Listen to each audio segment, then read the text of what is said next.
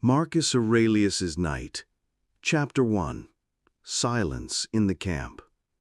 Time, AD 174.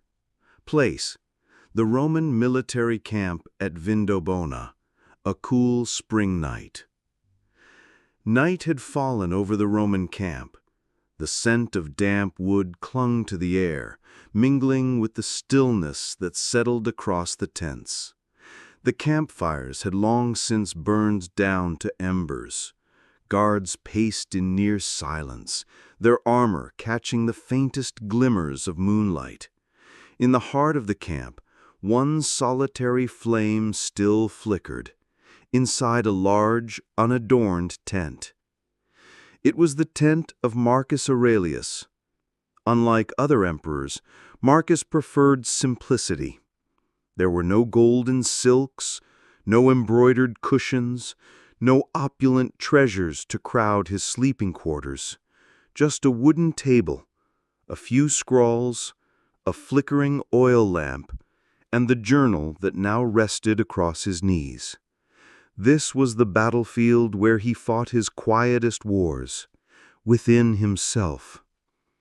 He took a deep breath. The day had demanded much. Decisions, discussions, judgments. But now the stillness allowed his mind to return inward, to the soft space where thoughts gently rose and fell like waves. The flame danced in the oil lamp, casting his silhouette in shaky patterns across the canvas wall.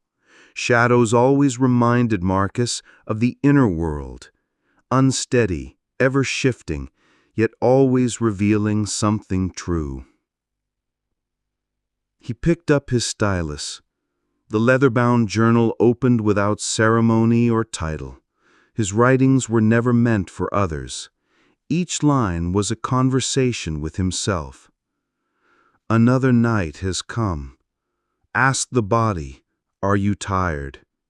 Yes, but ask the soul, did you live today as a man should? His hand trembled slightly. Age was creeping in, not with violence, but with calm patience.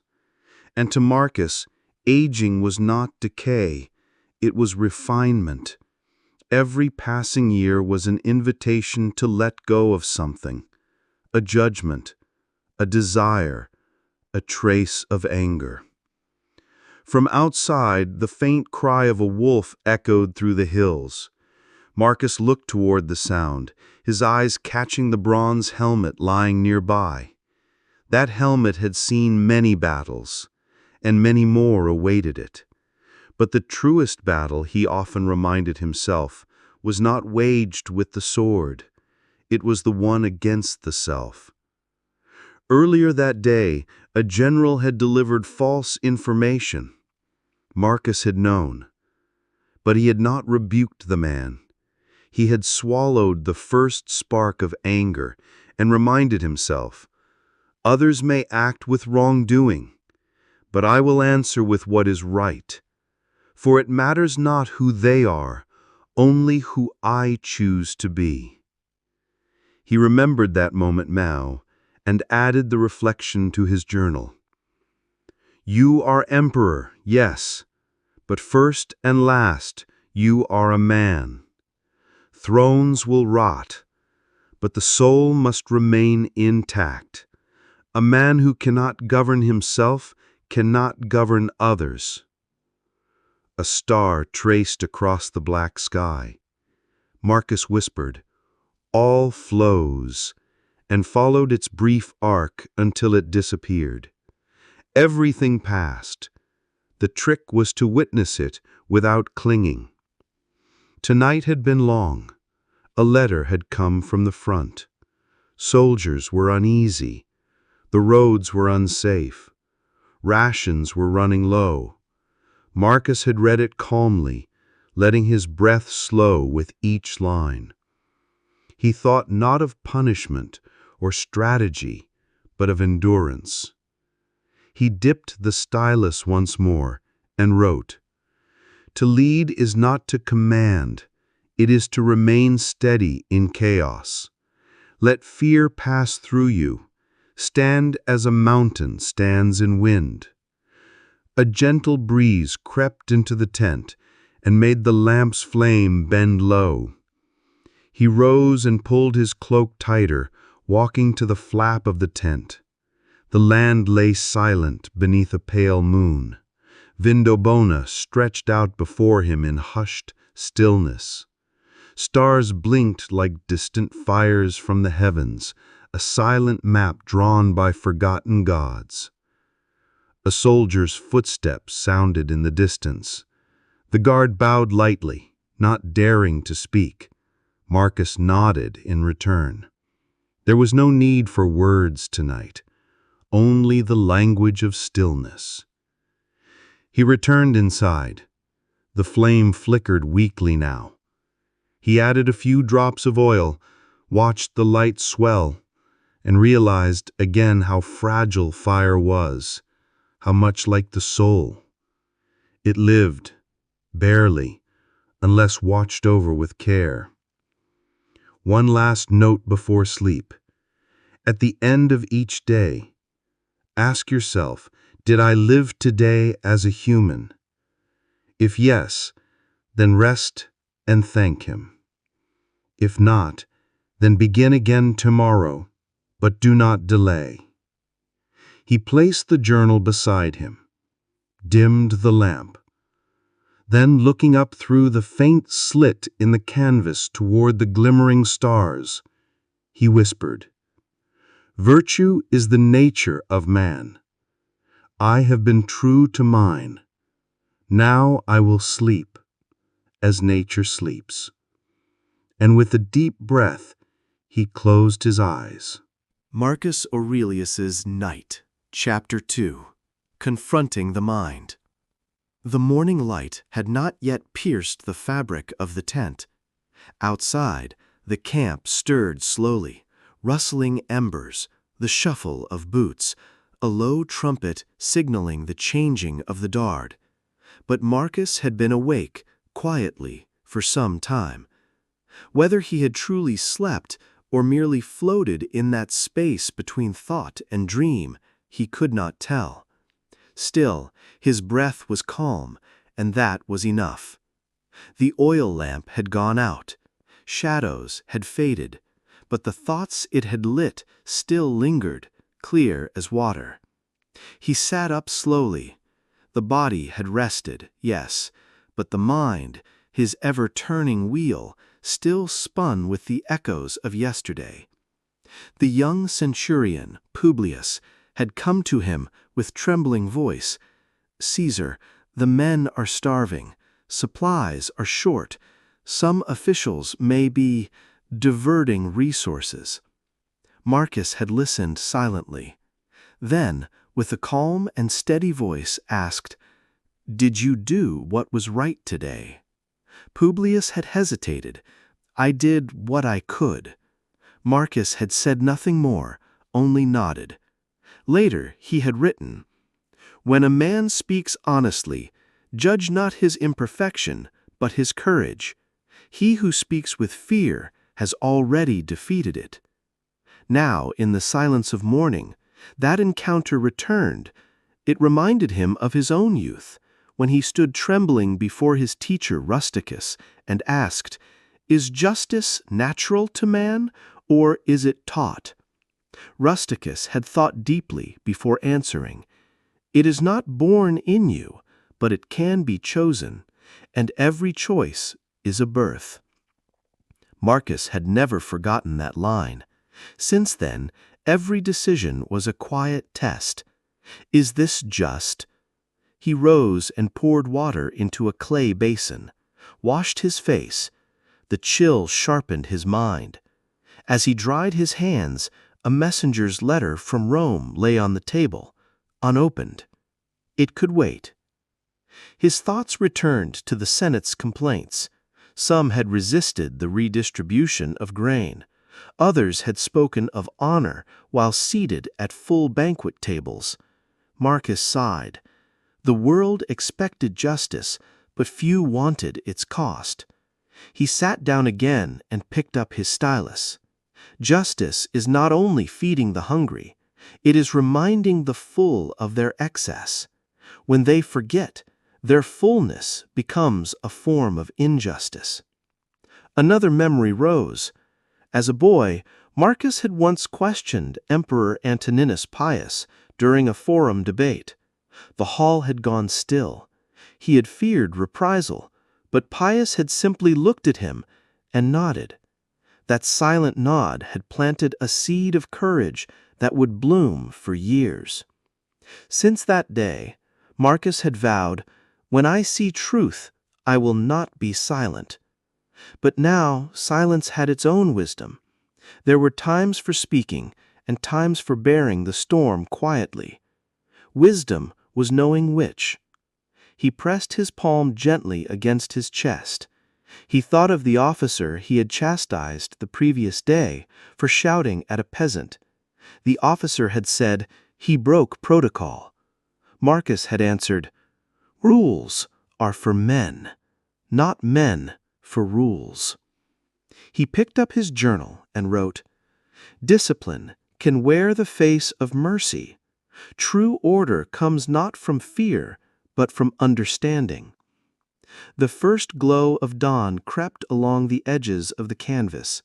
The birds had not yet begun their songs, but the ground exhaled a new day. Marcus drank a small sip of water, then asked himself his 3 morning questions, a ritual sacred to his soul. What is within my control today? Which thoughts serve me best? Which action brings me closer to humanity? He answered in writing, "Shape your own thoughts, not the minds of others. Return to yourself each morning. Do not walk in their shadow. Walk in your own light." His knees ached slightly. He knelt anyway, pressing both hands gently to the ground. This was no prayer. This was remembrance, a whisper to the earth. "I am passing. All I build will be dust. But virtue may leave an echo." He looked one final time at the journal. Then, with a soft smile and a hint of sunlight on the page, he wrote, "Another day has closed. The mind is still. Thoughts are sober. The heart is quiet. And that is enough for sleep." Chapter 3. Echoes of the Past. The morning passed quietly. A slow, golden hush crept across the camp as soldiers moved with careful rhythm. Orders were spoken in low tones. The fire pits crackled. Birds now flitted between the tents, unaware of the burdens men carried in silence. Marcus Aurelius, Emperor of Rome, remained in his tent, not asleep, not fully awake, but reclining in that peculiar threshold where thoughts become memories, and memories become something softer still. The journal lay closed for now. His hands rested atop it like a prayer he did not voice aloud. And within, his mind wandered, not to strategy, not to law, but backward, through the years, across time's fragile bridge. He found himself standing once again in the gardens of the imperial palace long before his rule. The scent of laurel leaves and sun-warmed stone filled the air. A younger Marcus, barely 16, sat beneath a fig tree watching Antoninus Pius speak to a group of advisors. The emperor, his adoptive father, stood with effortless calm. His robe was modest, his gaze steady. He did not raise his voice. He never needed to. Wisdom, Marcus had learned, did not shout. It waited patiently until silence made room for it. Antoninus turned and saw him. He said, "You listen well. Now learn to forget what does not serve." That line, "learn to forget what does not serve," had clung to Marcus for decades. In moments of confusion, he would recall it and sweep aside the fog of trivial matters. Now, in the soft embrace of memory, he could still hear Antoninus's voice, measured, low, as if spoken from behind a veil. He saw his father's hands now, thick with age but never idle. They had held no sword, yet carried more peace than 10 legions. Marcus whispered to the memory, "You showed me how to rule with stillness, to see people, not pawns, to govern not through fear, but example." The scene shifted, memory blurred and reformed.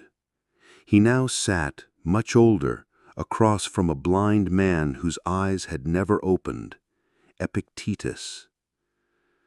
They were in a small stone room in Nicopolis, the sea wind brushing the doorway.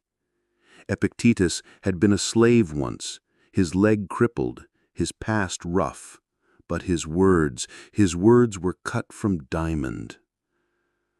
Marcus had visited him in secret during a rare journey east. He was already a rising figure in Rome, yet when he sat before Epictetus, he was once more a student. He remembered the question he'd asked that day. How can I serve justice in a world ruled by appetite and deception? Epictetus had smiled, without malice. Then, in that dry voice of wind-blown stone, he replied, "You cannot control the world.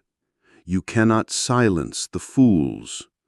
But you can polish your own soul until it shines so clearly that others must shade their eyes." That night, Marcus had not slept. He had walked the beach until dawn. Each wave had sounded like a verse from the philosopher's mouth. And ever since, whenever Rome pressed against his ribs, whenever the weight of crown and conquest grew unbearable, he would remember, "Polish your soul. Do not rule, reflect." In his cot now, eyes still closed, Marcus breathed slowly. The tent faded. The years unraveled. He was 16 again, walking through the streets of Rome with his mother, Domitia Lucilla. Her voice so soft, it almost didn't exist. "Be kind, Marcus. That's all that endures." Even then she knew he was different. He didn't chase games or cheers. He asked questions about virtue, about death, about the stars, and she, never laughing at him, would simply say, "Ask more." Another memory bubbled up, painful this time. The day he was first addressed as Caesar. The honor felt heavy, too soon, too final. That night he had hidden in the library, rereading Homer's Odyssey, wishing for one more season of study before war, before the empire swallowed him whole. He remembered the line that had struck him then, "Even kings must sail strange seas." He had underlined it, then whispered to himself, "I will sail with my hands steady and my heart quiet." A light breeze shifted the fabric of the tent. He opened his eyes again. The real world returned, but gently. He could still feel their voices with him, as though Antoninus, Epictetus, and Lucilla sat in the corners of the tent, watching him, not with judgment, but with love. He reached for his journal again, opened it with calm hands, and wrote, "Memory is not escape. It is instruction. Let those who shaped you walk with you still, not as ghosts, but as guardians." He paused, watching the ink dry, then added, "And when I forget who I am, may I remember who they were." The tent was brighter now. Day had come. But in his mind he still heard the garden wind, the philosopher's raspy breath, and his mother's warm whisper. They had not left. They simply lived inside him now. Marcus closed the journal, closed his eyes again, and for a brief, sweet moment he was not emperor, not soldier, not judge. He was only a son, a student, a quiet man remembering. 4. The solitude of the throne. There is a particular loneliness known only to those who must lead. Marcus Aurelius understood it well. It was not the loneliness of empty rooms or distant companions. It was the silence that fell when everyone awaited your judgment, but no one could share the weight of your thoughts. It was the stillness in which every decision echoed like a stone thrown into a dark cavern, without reply.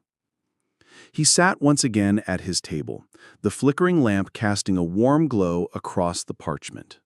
The sounds of the camp drifted in faintly. Footsteps, the creak of a wheel, distant whispers in Latin. They grounded him, but they could not touch the innermost sphere where his decisions lived and breathed. To be followed is not the same as to be understood, he once wrote. Today had been quiet on the surface, yet full within. A general had come to him seeking orders. The legions were prepared to march east. Tensions with the tribes on the Danube were rising, but Marcus had not yet given the word. He stared now at the map laid across his table. Lines drawn by men who would never set foot on those distant banks. Territories shaded in ink as though dominion were as simple as a stroke of the pen. He remembered the faces of the soldiers he'd passed that morning, mud-streaked, alert, cold. They did not ask why, they only prepared. It was up to him to ensure that their blood was not spent for shadows and pride. He picked up his stylus and wrote slowly. The throne is not a seat of glory. It is a watchtower, built for one. It is where vision replaces comfort, and where silence becomes the only counsel. The wind pushed gently against the tent walls. Marcus stood and walked to the opening. The early evening was approaching. The horizon burned with a deep orange glow. A few soldiers were laughing around a fire. Their laughter was rough, honest. He smiled faintly. Let them laugh, he thought. Let them forget the march for one more night. He stepped outside, wrapped in a wool cloak, and walked alone past the rows of tents. No one disturbed him. The emperor's presence, even silent, parted crowds. But this parting brought no pride, only a colder sense of distance. To walk among them, he once wrote, yet be unseen. To lead them, yet remain apart. This is the solitude of rule. He paused at a well, the same one he used each morning. He placed his hand on the stone rim, traced the worn surface with his fingers. How many hands before mine, he wondered. How many emperors had washed in this same water and gone unremembered? That thought brought peace, not fear. For Marcus, obscurity was not an enemy. It was a teacher, a reminder that all roles, emperor, father, philosopher, were masks worn for a time. The soul underneath, if shaped rightly, was what endured. Back in the tent, he rekindled the oil lamp and sat again. The scrolls beside him were untouched, correspondence from the Senate, from provincial governors, from philosophers who wished to be read.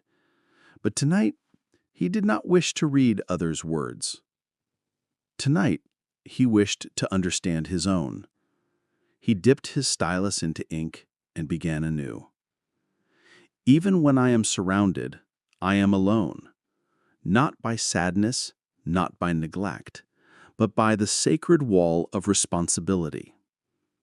He thought of his wife, Faustina, her voice, her laughter, both distant tonight. She was far away, tending to the imperial household in Rome. Their letters came less often now. She too bore her own burdens. Marriage between rulers was not built of soft hours and easy days. It was forged through duty, trust, and the space between. He thought of his children, especially Commodus. He felt the ache rise, as it always did. The boy was restless, impatient, eager for the pleasures of power, but not yet touched by its cost. He had tried, through stories, through silence, through example, and still the worry grew. "You may raise a son, but not his destiny," he once wrote. He did not resent this truth. It only made him more careful with his own steps. If the son could not follow the path, the father must at least light it clearly. Another thought arose, one he had avoided: the coming war. He closed his eyes, saw the faces of the tribal emissaries who had visited weeks before. Their leader, bold-eyed and calm, had spoken plainly. "We do not seek your war, but we will not bow." Marcus had respected him. The words were sharp, but not cruel. A man protecting his land. A mirror, in some strange way, of Rome itself. "War," he now wrote, "is not fought for victory. It is fought to preserve peace, when peace no longer listens." He stopped, looked at the lamp. The flame was low again. He did not refill it. Darkness was no enemy. Sometimes it told truths more gently than light ever could. He leaned back and whispered to the night, "If I am to be alone, let it be with wisdom. If I am to decide, let it be with mercy. If I am to carry this weight, let it carve into me, not with pain, but with purpose." He felt the silence return, but it no longer pressed upon him. It wrapped around him gently, like a cloak of stars. He closed the journal and set it aside, then lay down once more. The camp outside whispered with wind and footsteps and sleep. And Marcus Aurelius, Emperor of Rome, drifted toward rest. Not as a ruler burdened by his station, but as a man, quiet and resolved. Alone, but never lost. Chapter 5. The Gods and the Night Sky. The fire outside had died to its final coals. A hush fell upon the camp, deeper than any silence that came during daylight. This was the hour Marcus Aurelius cherished most, not for strategy, nor decisions, nor duty, but for wonder. He sat now outside his tent on a simple wooden stool, wrapped in his cloak, gazing upward. Above him, the stars. The sky stretched infinitely in all directions, a curtain of cold light that needed no temple to speak of the divine. It was here that Marcus found his true cathedral, not in marble statues or perfumed sanctuaries, but in the night itself. He had long ago stopped praying to the gods for favors. He did not ask for victory, nor wealth, nor protection. To ask such things, he believed, was to misunderstand the nature of the divine. Instead, he offered his reverence in silence, lifting his gaze rather than his voice. "Do the stars hear us?" he once wrote. "Perhaps not, but in their silence they teach. They do not bend for our prayers. They remind us to rise." Tonight, the stars pulsed faintly through the clear northern air. There was no moon, only the small campfires scattered like earthbound constellations. He felt their rhythm match his own. Steady, watchful, patient. He remembered what an astronomer once told him, that the light from certain stars had taken 1,000 years to reach Rome. 1,000 years, only now arriving in his eyes. He had thought then, what reaches us may be ancient, but what we become through it is always new. He turned his eyes toward the north. The Bear hung over the horizon, steady as a soldier on watch. The same constellation had guided sailors, shepherds, kings, and slaves. It asked nothing. It gave direction freely. How strange, he mused, that something so distant could give such guidance. A reminder, perhaps, that wisdom need not speak loudly to be heard. He thought again of the gods. Were they real? He no longer asked in the same way he once had as a boy. The question had shifted. It was no longer about forms or names, Jupiter, Mars, Minerva. It was about what the gods represented: order, reason, nature, mystery. If gods exist, he had written once, they do not favor or punish. They offer the structure of the cosmos. It is we who fill it with meaning. He looked down at the cold ground and picked up a small stone, weathered, smooth, likely dropped from a cart or turned over by rain. He held it in his hand. "Even this stone," he whispered, "was formed by time I cannot imagine. It carries the story of fire, of water, of ancient silence." He returned it to the earth, gently. Then he thought of time. How strange it was that time seemed so vast when we feared it, and so small when we accepted it. "The stars do not hurry," he wrote now. "They do not fear their own fading. They shine, because that is their nature. Shall I not do the same?" He exhaled slowly. A thin mist emerged into the chill air. Each breath was like a cloud rising and vanishing into the night. It reminded him of something Epictetus had once said. "You are a breath, a whisper, a passing.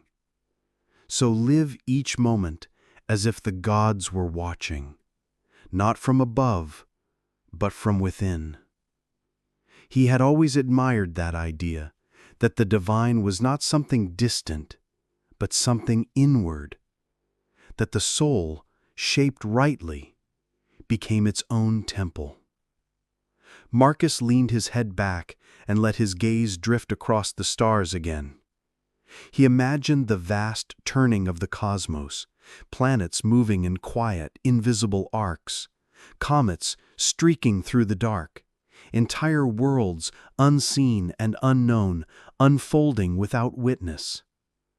And then he imagined himself, a single man, one life, one mind, one breath in the cathedral of night.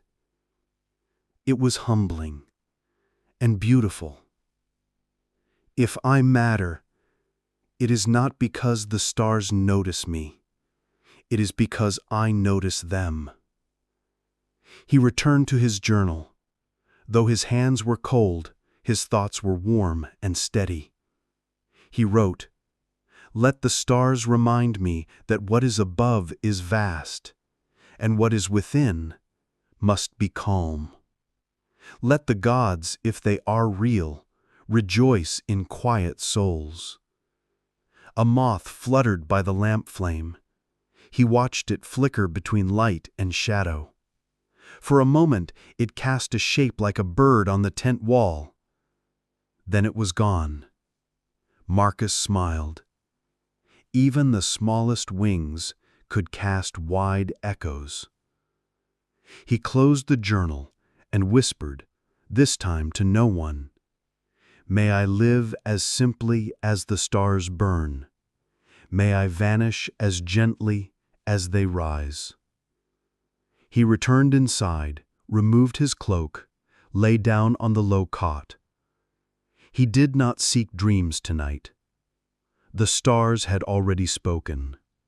And so he closed his eyes, not to sleep, but to listen, to the quiet music of the universe that hummed through his chest, to the slow celestial stillness that required no name, to the night that belonged to no man, yet visited all. Chapter 6. Letters Never Sent. The fire was low once more. Outside, the camp slumbered in folds of deep silence. No clashing of armor, no murmuring voices, just the occasional creak of a wooden beam or the sigh of the night wind brushing over canvas. Inside his tent, Marcus Aurelius sat alone with a small bundle. Worn scrolls, tied with a leather cord, frayed at the edges. They were not records of war, nor drafts of decrees. These were something more fragile. Letters.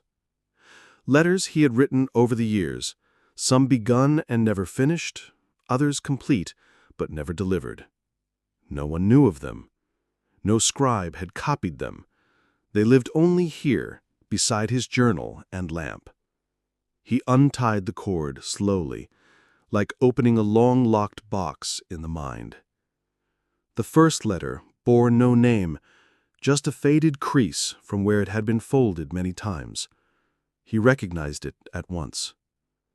"To my younger self," it began. "You do not yet understand how quiet the world becomes when your voice must carry it. But do not be afraid. Walk slowly. Ask more questions than you answer. And know this, it is not weakness to feel everything deeply. It is strength to remain gentle despite it." He closed his eyes and let the words wash over him. He could almost see the boy he had once been, eager, uncertain, scribbling notes in the margins of Stoic texts, trying to make sense of death, of virtue, of pain. That boy still lived in him.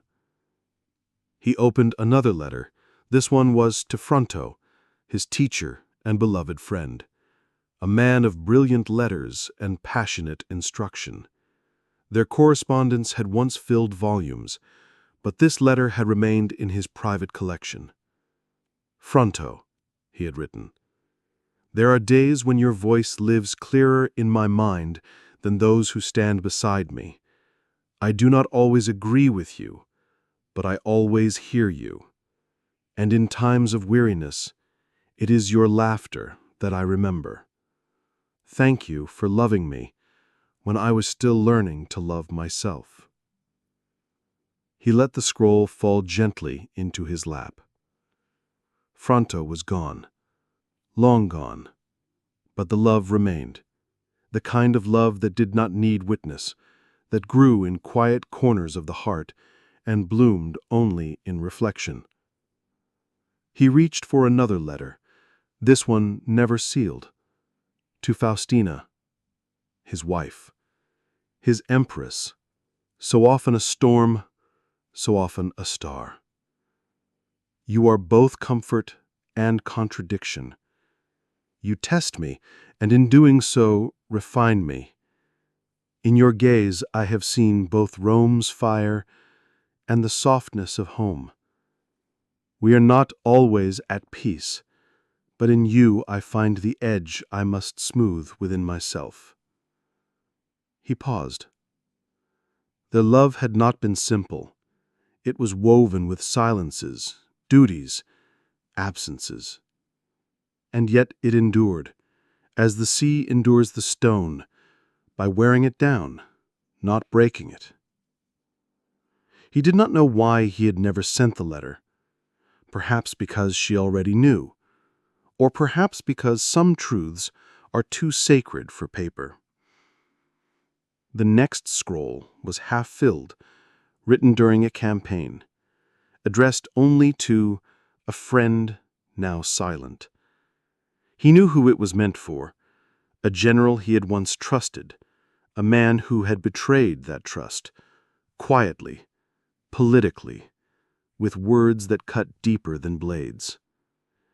"I do not write to accuse you, only to ask, did you forget the days when we stood side by side, when we drank from the same stream and spoke of honor? I forgive you, not because you deserve it, but because I refuse to carry you with me into every new dawn." That letter had never been sealed either. Forgiveness, he had realized, was not always an action. Sometimes it was simply a choice to stop being angry, to untie a knot inside yourself and let it float away. One final scroll remained. It was addressed not to a person, but to something larger. To Rome. "You do not see me. Not truly. You see my title, my statue, my proclamations.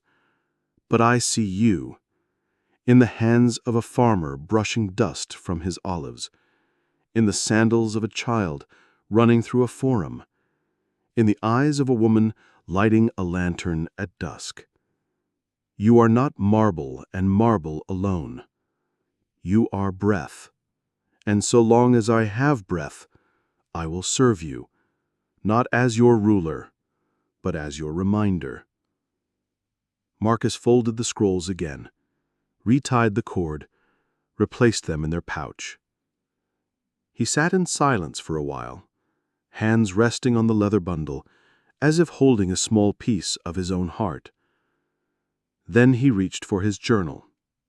Tonight's entry was short. "I have said much aloud, but what I say to myself matters more.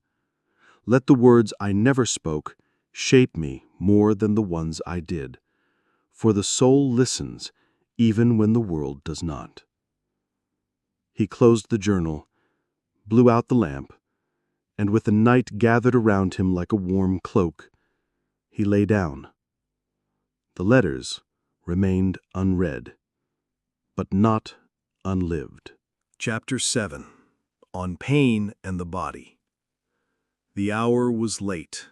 The camp slept on, untouched by dreams of empire. A wind had begun to stir again, whispering softly through the trees. Inside his tent, Marcus Aurelius sat upright on the edge of his cot, the cold rising through the soles of his feet and into his knees. Tonight, the pain had returned. It had settled, as it often did, in his joints, particularly his shoulders and hands. The cold of the north, the damp air of the Danube, and the passing years had conspired to make his body ache more each night. He did not complain. He simply noticed. He moved his fingers slowly, one by one. A quiet stiffness followed each movement. "The body," he once wrote, "is a servant of nature. It obeys her seasons, not your wishes." He stood slowly, careful not to wake the ache into anger. His sandals waited by the bedside. He chose instead to walk barefoot, feeling the texture of the earth beneath the tent's thin floor. There was peace in physical sensation, even when it brought discomfort. It reminded him he was still here, alive, present, breathing. Pain is not an enemy, he whispered to himself. It is a messenger. It says, you are still of flesh, still passing through the world of matter. He remembered the time he fell from a horse during a campaign in his youth. The injury had been minor, a bruised side, a cracked rib, but the embarrassment lingered longer than the pain. He had wept that night, not from the hurt, but from the fear that weakness had been seen. His teacher, Rusticus, had come to him quietly. "Let the world see," Rusticus had said. "Only fools fear being human." That line had returned to him often, when illness took him, when fatigue bent his spine, when fever gripped him in summer nights. And it returned now, as he wrapped a wool cloth gently around his hand. "To be emperor," he wrote, "does not exempt you from the laws of the body. Your bones do not ask your title. Your breath is not impressed by your rank. Serve your body, not with indulgence, but with respect." He poured a small basin of warm water and placed his aching hands within it. Steam rose gently. The heat was like a quiet apology, a promise that nature, even when cruel, had its kindness too. "This body," he thought, "is not mine to keep. It is a garment, worn briefly, and offered back to time." There were moments, especially in sickness, when his thoughts would drift toward death. Not with dread, but with curiosity. What lay beyond this form? What remained when the body ceased? He had once imagined death as sleep.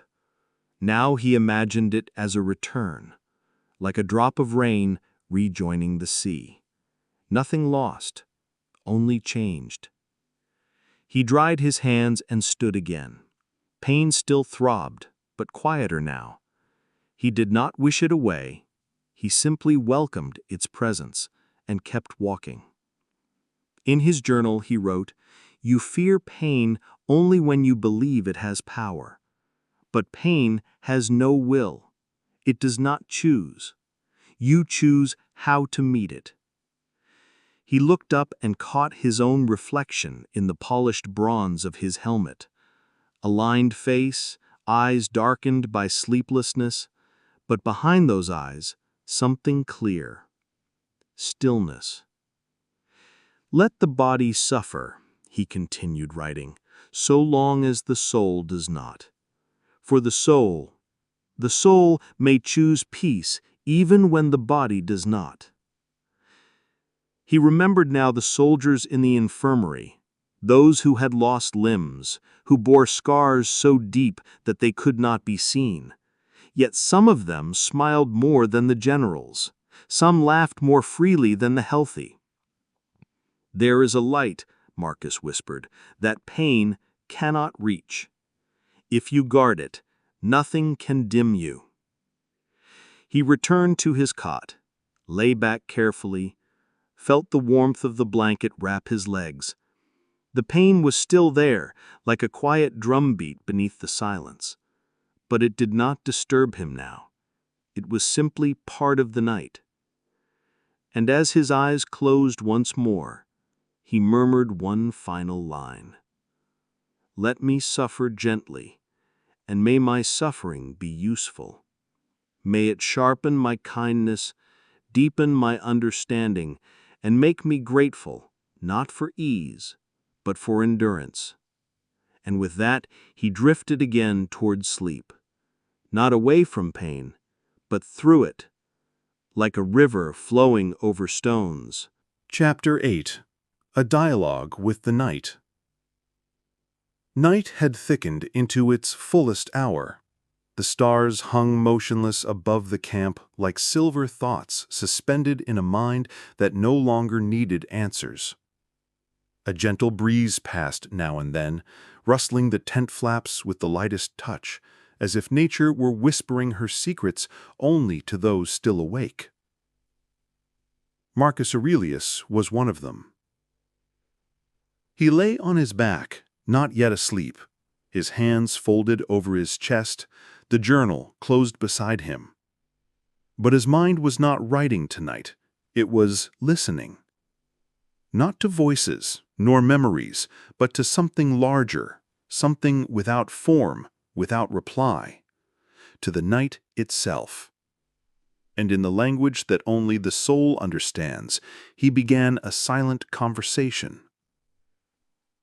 Marcus asked, "What are you, night, that you come with such quiet authority, that you hush the world and make even emperors speak in whispers?" And the night, though voiceless, answered him in stillness, "I am not here to take from you. I am here to return you to yourself." He closed his eyes and imagined the night as a presence, not a person, not a deity, but a vast dark mirror in which all things were shown honestly. No embellishment, no pride. In the day, Marcus thought, I wear titles, I make judgments, but in the night, I am only a man, breathing under stars like any other. He opened his eyes again. Darkness greeted him kindly. He whispered now, not aloud, but inwardly, a kind of wordless prayer. Teach me to be like you, calm, immense, asking nothing, offering peace. He thought of all the worries that faded with nightfall, the matters of court, the movements of troops, the letters unanswered. By starlight, none of them seemed so urgent. They became what they truly were, moments, not monuments. You are the great leveler, he said to the night. Even kings must sleep beneath you. He imagined for a moment how many others now lay sleeping under the same sky. Farmers curled beside their tools, soldiers dreaming of home, mothers cradling infants in worn cloth, philosophers resting with open scrolls on their chests. We are all returned to silence, he wrote in his mind, and in silence we become equal. The fire outside his tent crackled faintly. The warmth of the coals sent a faint pulse of light through the canvas, like a heartbeat. Marcus inhaled slowly. His ribs rose and fell like a wave. His body, though weary, was at peace, and the silence around him felt like a companion now, not an absence. He asked again, "What is the purpose of your darkness?" And again the might answered, without sound, "To help you see what light could not show you, to ask questions you would not hear by day." He let that answer settle inside him. Then let me listen, he thought. Let me be the student of silence. Let me be remade not through power, but through stillness. He turned slightly on his side. Sleep tugged at him softly now, not urgently, like the hand of a friend saying, "Come, rest." He thought again of his Stoic training, of the doctrine that the universe had its own reason, its own rhythm, that to live in accordance with it was not resignation, but harmony.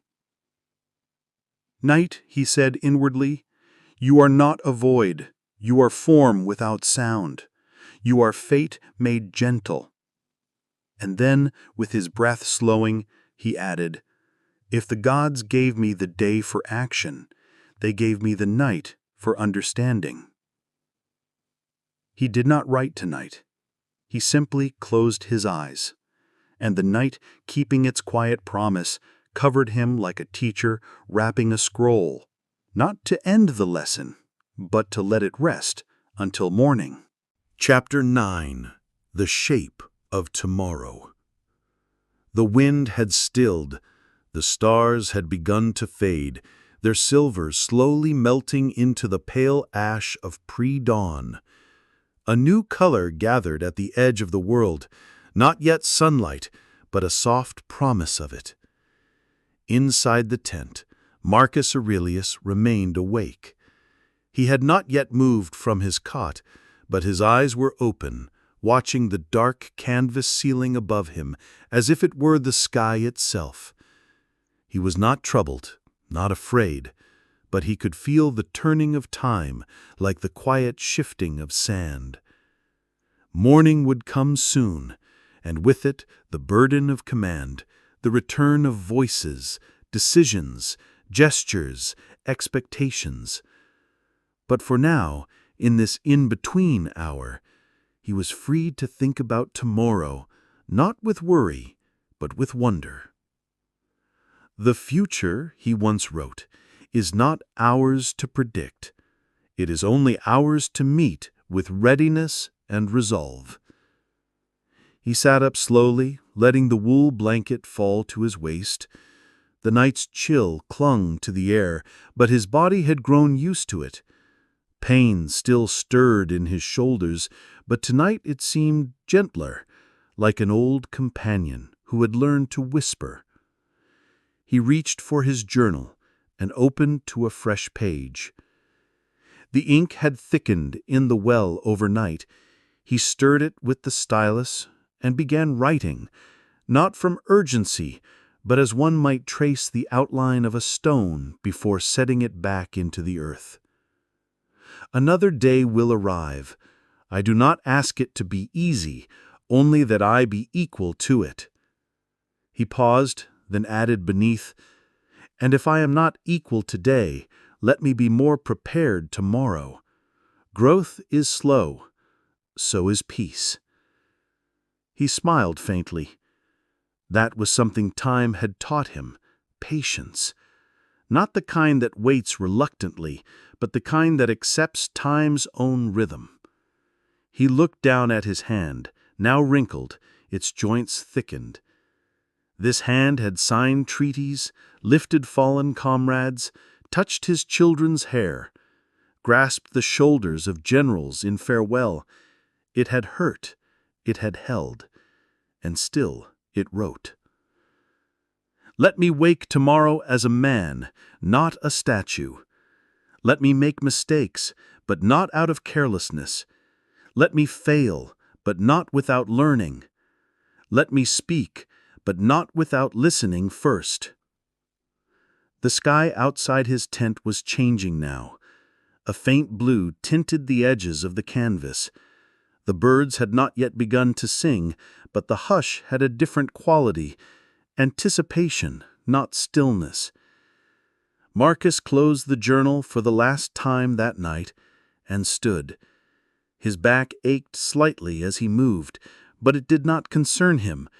He wrapped his cloak around his shoulders and stepped outside.